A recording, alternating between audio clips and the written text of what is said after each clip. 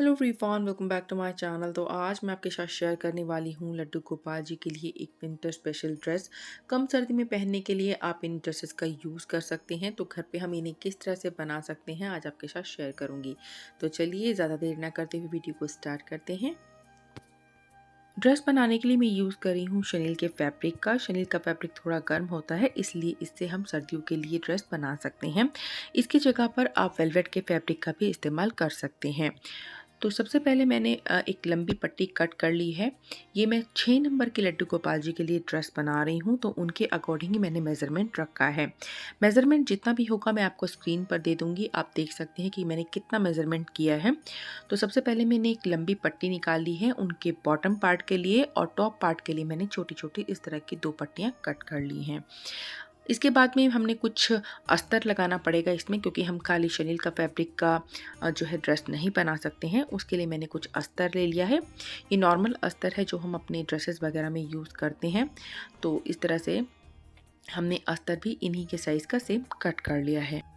Top part में और bottom part में दोनों में ही हम अस्तर का यूज़ करने वाले हैं। तो जितना हमने शनील का फैब्रिक का जो कट किया है, सेम उतना ही हमें अस्तर भी ले लेना है।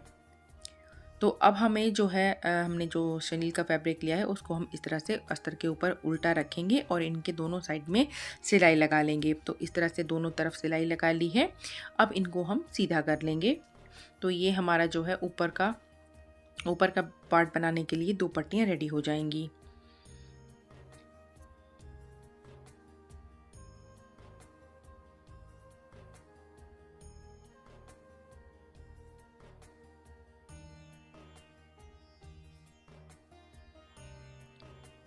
अब जो बॉटम पार्ट है उसमें भी हमें इसी तरह से अस्तर लगा लेना है, लेकिन उनको हमें दोनों साइड से नहीं सिलना है।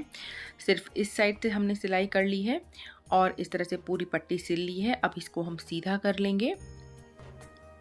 तो जो इसके कॉर्नर है वो बहुत ही अच्छी फिनिशिंग में आएंगे और आपको इसको मोड़ने की ज़रूरत नहीं पड़ेगी। तो इस तरह से हम इसको भी सीधा कर लेंगे।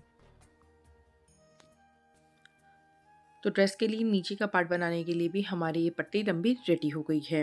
अब हमें क्या करना है, जब हमने इसको सीधा कर लिया है तो ऊपर की साइड में हम एक सिलाई लगा देंगे। हम इसमें प्लेट्स भरेंगे, तो प्लेट्स भरने से पहले हम एक बार अगर इसमें इस तरह से सिलाई लगा लेंगे तो क्या होगा कि शनील का फैब्रिक और जो अस्तर है वो इधर उधर नहीं होगा। क्योंकि शनील के फैब्रिक में बहुत ज़्यादा चांसेस होते हैं कि उसमें कहीं ना कहीं पर झोल पड़ जाते हैं। तो इसलिए हम इस चीज़ से बचने के लिए एक सिलाई लगा लेंगे। सिलाई लगाने के बाद में अब हम इसमें लगा लेंगे लेस। तो लेस आप अपनी मनपसंद लगा सकते हैं। आप इसमें कोई कंट्रास्ट करके भी लेस लगा सकते हैं। मैंने सेम इसी कलर की लेस ली है। तो ये चौड़ी वाली लेस है, आप इससे बड़ी लेस भी इसमें यूज़ कर सकते हैं, लेकिन मैंने सिंपल सी लेस यूज़ की है, वो भी बहुत सुंदर लगने वाली है। तो इस तरह से हम इस पूरी पट्टी पर लेस लगा लेंगे। तो ये बॉटम पार्ट के लिए हमारी पूरी पट्टी पर हमने लेस लगा ली है। इसी तरह से हमने जो ऊपर का पार्ट बनाया है उस पर भी हम लेस लगा लेंगे। तो आप यहाँ पर कोई बारीक लेस का भी यूज़ कर सकते हैं, लेकिन मेरे पास लेस जो थी वो एक्स्ट्रा थी तो मैं उसी का यूज़ कर रही हूँ। अदरवाइज़ यहाँ पर कोई आप किनारी भी लगा सकते हैं या फिर कोई बारीक गोटा आता है, गोटा पट्टी भी लगा सकते हैं। तो इस तरह से एक साइड में हमने पूरी लेस लगा ली है। अब जो इनकी दूसरी साइड है वहाँ पर हम पूरी में लेस नहीं लगाएंगे, थोड़ा सा पार्ट छोड़कर हम तब लेस लगाएंगे। तो पहले हम एक बार निशान लगा लेंगे कि हमें कहाँ पर लेस लगानी है। तो मैंने करीब आधा से थोड़ा ज़्यादा इंचेस मैंने छोड़ दिया है हिस्सा, और इतने हिस्से में हम यहाँ पर लेस लगा लेंगे। तो ये दोनों पार्ट भी रेडी हो गए हैं।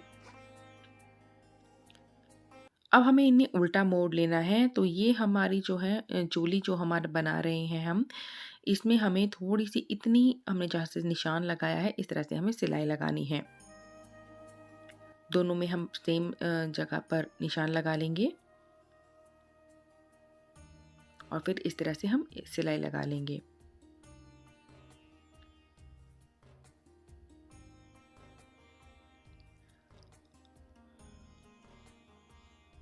अब हम यहाँ पर हल्का से एक कट लगा लेंगे ताकि जो हमारी चोली है वो सीधी निकल आए। इस तरह से हमारा ये एक पार्ट रेडी हो गया है। दूसरा पार्ट भी हम इसी तरह से रेडी कर लेंगे। तो दोनों पार्ट हमने रेडी कर लिए हैं। अब हमें इन्हें एक साथ जोड़ना होगा, क्योंकि पीछे का जो पार्ट है हमें एक तरफ से हम जोड़ देंगे ताकि पहनने के लिए वो इजी रहे।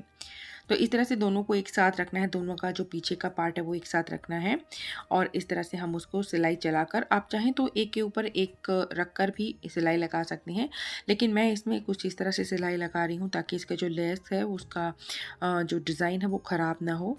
तो इस तरह से मैं सिलाई लगा लूँगी। तो सिलाई लगाने के बाद में ये हमारी पोशाक के लिए जो है ऊपर की चोली रेडी हो गई है।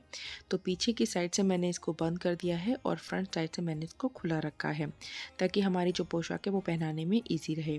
अब हम बॉटम पार्ट रेडी कर लेते हैं। तो बॉटम पार्ट में भी हम इतना जितना हमने ये चोली का जो साइज़ रखा है उसके अकॉर्डिंग ही हम अपने बॉटम की जो पट्टी बनाई है हमने उसमें प्लेट डाल लेंगे। तो पूरी पट्टी में जब हम प्लेट्स डाल लेंगे तो कुछ इस तरह का एक घेरा हमारा तैयार हो जाएगा। ये हमारे भगवान जी की जो पोशाक है उसका घेर रेडी हो गया है। अब इसमें जो हम चोली बनाई थी हमने वो इसके ऊपर रखेंगे और इन दोनों में एक सिलाई लगाकर इनको अटैच कर देंगे।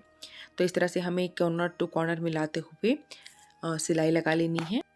आप चाहें तो इसे पक्की सिलाई लगाने से पहले एक बार कच्ची सिलाई लगा सकते हैं, उसके बाद में आप इसे मशीन से पक्का कर सकते हैं या फिर आप इसमें पिन वगैरह लगाकर इसको सेट कर लीजिए और उसके बाद में आप इसमें पक्की सिलाई लगा दीजिए।